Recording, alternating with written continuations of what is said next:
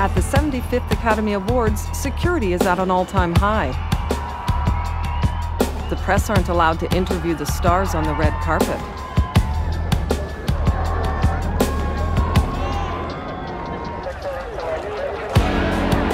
Not far from the theater, anti-war protesters voice their message.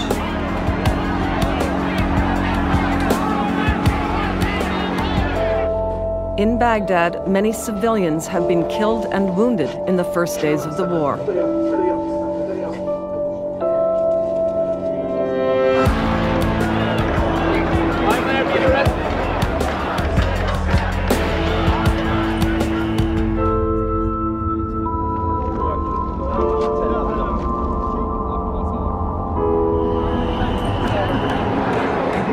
Get the fuck out of my face, you fucking bitch!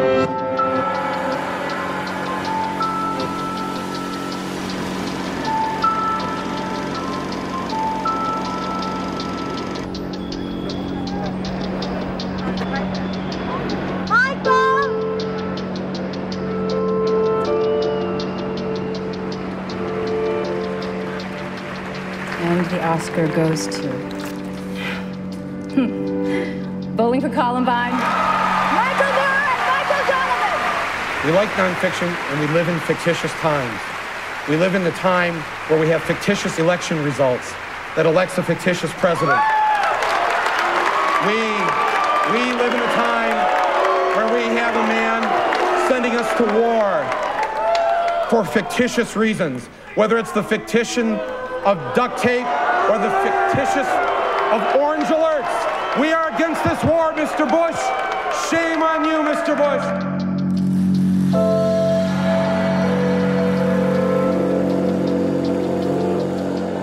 Why did you do what you did?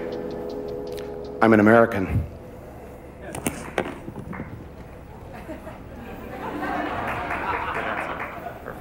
That's it?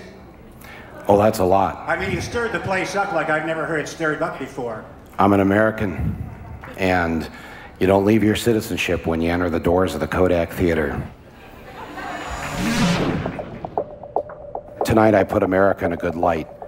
I showed how vital it is to have free speech in our country, and that all Americans have a right to stand up for what they believe in. There were some boos after the cheers. Your reaction when you heard those boos? Those are all my friends and relatives. When I heard that Oscar speech, I was inspired by the honesty, and I wanted to take a deeper look at Michael Moore. It was understood that he would do something, but I wasn't sure what it was. I decided not for it to be a genuine surprise. Michael Moore is going to do what Michael Moore wants to do. I did send him an email where I said, Michael, I believe I know what you're thinking about doing, don't do it. While I was walking up the aisle, I invited all my fellow nominees to come up on the stage with me because I'm going to speak out against this war and against Bush. 2 years later, Michael tells the story a different way. And then they announced our name, and I had nothing to say. I had prepared nothing. And suddenly I've got these two voices in my head. And it was like Gollum from Lord of the Rings, you know? It was like that one voice was going, just go up on the stage, blow them a kiss, and walk off the stage.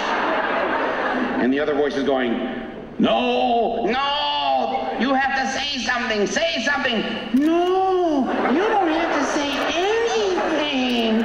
Just thank your wardrobe people and your hairstylist and your agent and your lawyer and walk off the stage.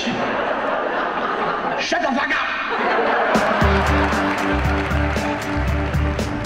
I'm driving to Flint to get a feel for the place Michael Moore became synonymous with. It's about 50 minutes north of Detroit, and I'm looking forward to learning more about the man whose politics and films I admire. 251-1570 is our telephone number. How do you feel about Michael Moore? He is without question, after Henry Ford, the most well-known person in the history of Michigan. I think it's Henry Ford, Michael Moore, maybe Madonna. I want to hear from you. Do you like him or hate him? Let her rip.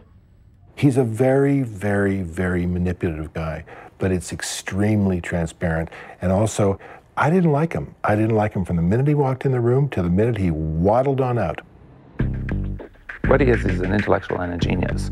The cap and everything is show. He's a genius. How do you feel about Michael? Debbie in Grand Blanc High. I didn't like his bashing of the area. So you think then Michael, overall, hurt the city of Flint and the surrounding community? Oh, certainly. And so do a lot of people. And I think that's why they don't want him back here. He's far less of a documentarian than he is a polemicist, which is actually maybe a little too kind. He's really kind of a holy roller of journalism. You know, you can believe him like you believe your preacher, but it isn't exactly as if what you're getting is information that is reliable or trustable. How can you ignore a guy from our community who has won an Academy Award and done all of these things, had best-selling books, television shows, and you know, being honored by the Cannes Film Festival, and I mean, it's just incredible. So let's talk about it. 251-1570. What do you think? He's a very complex guy, but he's one of the most caring and giving people that I know. Yet, he can be a bit, how do you say it, megalomaniacal almost at times, with a paranoid tinge. I don't think there's been any more influential documentary made to the new wave of independent filmmakers than Roger made, because of all the stylistic trademarks and the entertainment value of that film have left a huge mark on the entire field since then. Our hometown of Flint, Michigan was the birthplace of General Motors, the largest corporation in the world. He makes no apology for making politically themed films. Quote, when in this great democracy did political become a dirty word? Well, I think that's a very good question.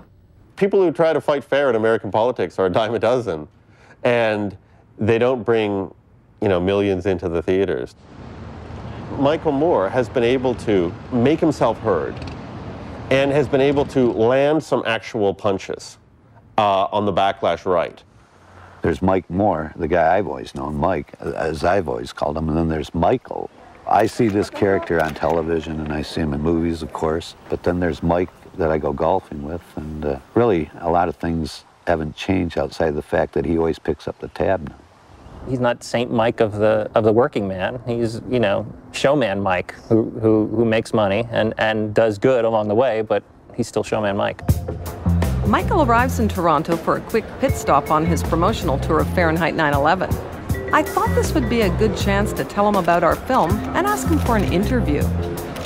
Right now. City TV has also asked us to do a documentary on you, and I'm just wondering, is it possible to somehow do a longer interview at some point? And yes, at some point, but right now, you know, my mission is till November 2nd to remove. But because you know how popular you are in Canada. I know, and I'm so grateful for it. That's why I came up here for this day. So should we, I don't know, how would we contact? I mean, we tried. These guys know. The Alliance people know. Okay. They know how to reach me. All right. All right.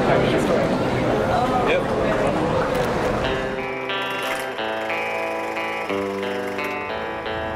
Michael Moore was brought up in Davison, Michigan, a middle-class suburb about 10 miles east of Flint.